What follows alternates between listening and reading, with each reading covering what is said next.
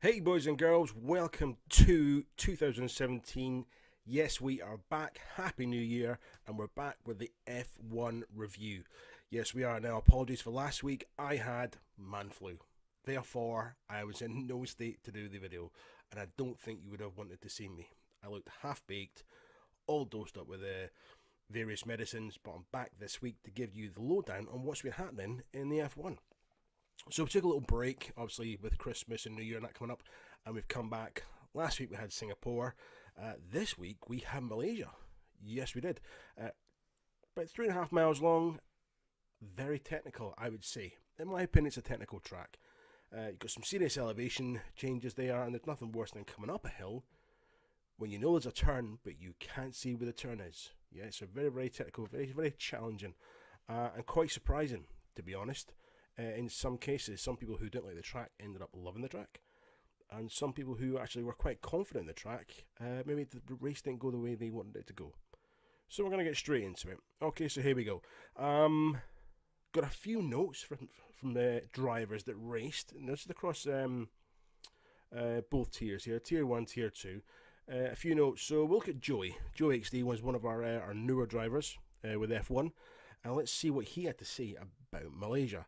Now let's have a look. Had a fun night, far less intense than last week's chaos, i.e. Singapore. Respectful qualifying in 5th, wasn't really the pace of the rest of the front 4. When the race came through, he held his ground. You got lucky with a couple of guys in front of him disconnecting or just leaving, which we saw quite a bit of on the Tier 2 race. Connection issues, a little bit of lag. Apart from that, he was making the right call in the strategy. Now, when the rain started, it wasn't heavy. This is something we'll come on to later on for Tier 2. It wasn't heavy at all, but by the time he was forced to pit, the track was still dry. He decided to opt out for another set of slicks, which brought him home in second. Another 1-2 for the Red Bull, and he's glad to be back in with the league racing, which is really, really good. He mentioned the tyres there. He mentioned the rain. I will talk about that in a second, because it played, I think, a very key point in the Tier 2 racing. Next one is Bullet Wounds, another one of our newer drivers. So the race was pretty quiet for the most part, pulled an early lead and ran rich for most of the first stint. He fuel saved on the second. He got a puncture. Had to drive half a lap with a puncture. Lost his lead to teammate Joey XD. Still wasn't feeling it on the inters, which seems to be a common thing with intermediate tyres. So you put another set of hards on just to be set, and you manage it to the end. He managed to catch up Joe and actually secured a victory. So, Joey and Bullet Wounds seem to be doing really well a minute, really, really well. Now we're going to move on to some Tier 1 notes here. This comes from... Well, we'll do this. We've got one from the Red Bulls, but we'll look at this one. Jack Spar, brand new driver, first outing with us in Malaysia, and he has said on his debut he managed to squeeze pole by just 600ths of a second on the soft tyres. However, in the race he was overtaken by Binary and Ricardo and Lightshock by turn 3. He then had to follow the cars around and hope he could make his move. Eventually opted out for an early pit stop in an attempt to get the undercut. This didn't work. And in the end, he got held up in traffic. This allowed Zygon to pass him after the pit stop. The remainder of the race was relatively quiet, and he had the occasional encounter with another driver, but managed to bring his car home for a strong result for Haas. So welcome to F1, Jack Spar. Nice to have you here. Move on to the last of the notes, which comes from the Red Bulls. So both Monk and Loki had poor qualifying results. Bit shocking there.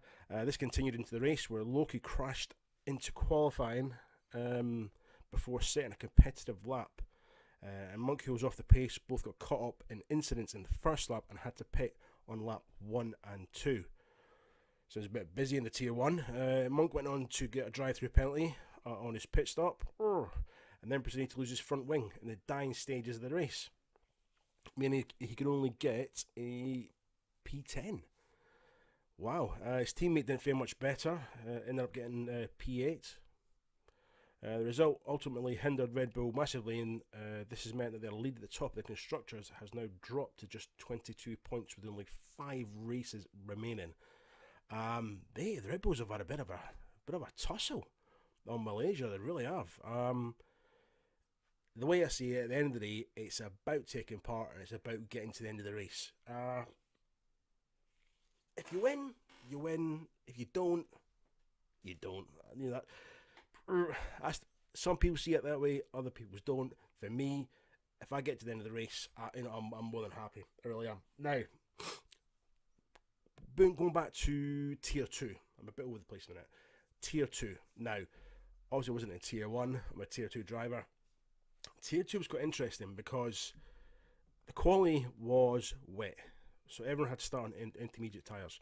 Now, people have various opinions about the intermediates. Me personally, and a few other drivers, we don't like them. We really, really don't like them. They are just, I don't think of a more constructive word to say. Horrendous, useless. It shouldn't be the case where a set of hards or a set of softs give you more grip in wet weather than a set of intermediates, because that's what they're designed for. However, in tier 2 racing in Malaysia, this was the key. It really was the key. I hung off with, I think it was maybe 6 laps to go. I'd gone in on a set of softs that were burnt out, put a new set of softs on. The rain was getting a little bit heavy, so I went on to the intermediates, and the 12-second lead I had over Mel and Mal, I lost being on the intermediates. In hindsight, I should have stayed on the softs. I think Mal was running hards and overtook me, and he had plenty of grip. So it is a gamble, it is a lottery when it comes to the rain, and a few people were talking about they're not going to use intermediates again. We'll see what happens. It is a fine line, a very fine line as to when you choose to go onto the tyres that are designed for the wetter weather, shall we say, but aren't necessarily effective in the wetter weather. But that was something that definitely happened in the tier 2. There's no mention of rain or have you in the tier 1. So, we go from there. Now, we'll look at a few points and stuff now. And we'll look at some times from Malaysia as well. Now, the way it stands at the moment, okay, the top 3 racers in tier 1 are Binary, who's on 303 points. We've got Loki on 228. And Parchmonk on 156. 5 races to go. It's I say, yeah, I think it's pretty much a done deal. But saying that, you never know. Binary could have 5 races where he crashes out, and it's not going to take 3 races for Loki, and he'll pull that first spot. You never know. Not saying that's what want to happen. We don't want that to happen. Binari's been very consistent since the start, and if he gets it, he's had a blistering season. He really, really has. So that's how the tier 1's looking. Jack Sparrowed his first out, and he actually scored points. Got 10 points on his first outing, so he's his points are on the board on his first race. Moving on to tier 2 now. BC Trojan 74, formerly known as MOH Maverick, is leading with 123 points. And I think it's quite clear that he probably will finish in the first slot for tier 2. Melon Mal was coming up in second with 59 points. Superior Rain is knocking on Mal's door with 52. Wastelander is on 51. That's how close it is. 5th place, Bullet Wind, is on 50, and I'm on 46. So the points for tier 2 are a lot tighter than they are for the tier 1 guys. Now moving down the constructors, this is where it's a little bit different, really different. So tier 2, when we done the split, tier 2 constructor points got reset to make it fair. And as it stands at the moment, Red Bull are leading with 86, Ferrari are in second with 60 points, and Williams boys are bringing up the rear with 41. But Renault, Superior Rain, Mr. Coughlin, is 1 point behind me. I really need to, honestly, the Williams guys, we need to buckle down to secure that third spot. We're not going to get it in the drivers, but I'd be happy if we could get a third spot in the constructors. I don't want knocked off the podium for the constructors. So to Kevin Jace, you're not getting past us. You're not. Now tier one. Tier one is going to be very, very interesting. It really is. Red Bull 396, Mercedes 374. There's not a lot on it. There's literally a race. It can change that. Ferrari up on the third with 204 points. So it is looking very, very interesting. And Toro Rosso pulling fourth, 138. I think a little bit out of reach when it comes to maybe pulling that third spot. But it depends on if the drivers tip up. It depends on the race. It depends on weather. And it could even depend on the intermediates. Let's be honest with that. So what I'm going to do is I'm going to go to results now. Unfortunately, I don't have the qualification screenshot for Tier 1, but I'm going to talk about some lap times here. Being the track that it is, some of the lap times are actually quite interesting. So looking at Tier 1, okay. F1 XL Ricardo pulled a 135.76. Which is a blistering pace. That is honestly, that is a seriously blistering pace. I think I was getting 141 or something like that. If you heard that noise, that's just NGT 1990. Hello, Matt. Send me an invite. I'm in the middle of doing the podcast, mate, and I forgot to mute my laptop. Can you believe that? I shall mute that now. There we go. So I'm clearly 5 seconds off the faster boys, yeah. Looking at Bullet Wind, who got the first on Tier 2, 138. Now whether they set it on the dry or whether they set it on the wet, I'm not too sure where he set that. But 138. So there's not a huge difference between the Tier 2 and the Tier 1, but enough. 2.5 seconds, 3 seconds. 1 second is a lifetime F1, we know that. From previous races, and that's pretty much as it stands at the moment. It really does. Next week we're looking at Japan, which I'm not looking forward to. I'm not saying that. I wasn't looking forward to Malaysia, and I actually done all right. In the practice, I was stressing out. There was certain corners I wasn't hitting, and I couldn't keep on track. But when the race started, I don't know. I relaxed. I got into it. I got into it.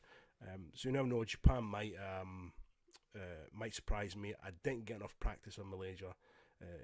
Due to stuff that was going on in my life, I'm gonna try and get some practice in for Japan. See if I can improve and keep the Renault from knocking on the Williams door there. And yeah, not much more than that. Keep an eye out. If you're not aware, we have a new feature with the F1. If you go to the bottom of the F1 page, next to the chat, you will see our pit lane chat. Okay, this is something that myself and Binary are working on, and basically what will happen is selected drivers each week will receive a personal message via the website with some questions. All we do is politely ask you to answer the questions to the best of your ability. It's nothing tasking. It's about F1. It's about the league. Answer the questions, and then they'll be put into the following week's pit lane chat. Okay, in there we're going to have driver profiles, questionnaires, highlights. It's like a little newsletter, if you like. Okay, kind of a text review, and that's appearing at the bottom of the page. So obviously, if you've got anything you want to say, queries, questions, input, something you want to share with us, information-wise, do it F1. Either drop myself a PM on the website or Binary IX PM on the website, and we'll make sure it's in there. Okay, don't be shy. Answer the questions. We're not going to ask you anything personal. It's all about the game. So apart from that, okay, all I will say is keep your heads down, keep practicing. We're almost there. Next week is week 17, and then it's only 4 after that. And obviously we end on Abu Dhabi. Yes, awesome track. Love that track. But for the ones like cutting corners, you may find yourselves collecting some penalties. Yes, it doesn't like corner cutters on that one. So, guys, I'm Blethering. That's me. that's your F1 report. I'm Dirty Work 75, and I will see you next week in Japan. So take it easy.